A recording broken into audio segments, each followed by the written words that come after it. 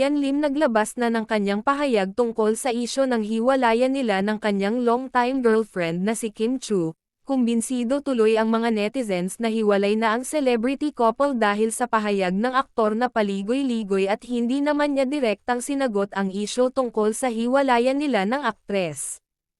Samantala ayon naman sa balita gumagawa pa daw sila ng paraan para maisalba pa ang kanilang relasyon dahil hindi daw biro ang ilang taon nilang pinagsamahan kung basta-basta na lang nila ito susukwan at itatapon ang kanilang pinagsamahan. Na pull out of love na daw kasi ang dalawa sa tagal ng kanilang relasyon at tila wala naman na rin daw patutunguhan at wala naman daw ata silang balak pakasalan ang isa't isa, pero marami pa rin ang umaasa na magkakaayos pa sila.